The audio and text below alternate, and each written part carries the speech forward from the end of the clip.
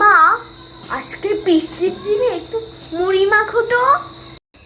আচ্ছা, তুমি গিয়ে বসো, আমি মুড়ি মাখা করে নিয়ে আসছি। বাসাতে মুড়ি ছিল, চানাচুর ছিল, আমি কিছুটা পেঁয়াজ কুচি কুচি করে কেটে ফেললাম, কাঁচামরিচটা একটু বেশি করে দিলাম যেন ঝাল হয়, কিছুটা শসা দিয়ে দিলাম, গাজর দিয়ে দিলাম, টমেটো ধনিয়া পাতা ছিল না, টমেটো ধনিয়া পাতা দিলে মুড়ি মাখার টেস্টটা আর একটু বেড়ে যায়।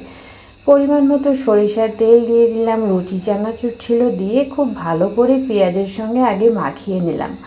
মুড়ি না দিয়ে এইভাবে চানাচুর মাখাটাও কিন্তু খুব ভালো লাগে, আর প্রায় সময় মুড়ি মাখাটা কিন্তু খুব ভালো লাগে। মুড়ি দেওয়ার পরে আমি আরেকটু সরিষার তেল উপর থেকে দিয়ে আরেকটু খুব ভালো করে মাখিয়ে নিলাম।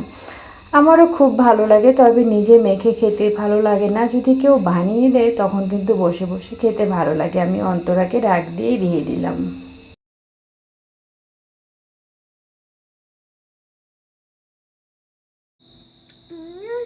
মা, অনেক মজা হয়েছে।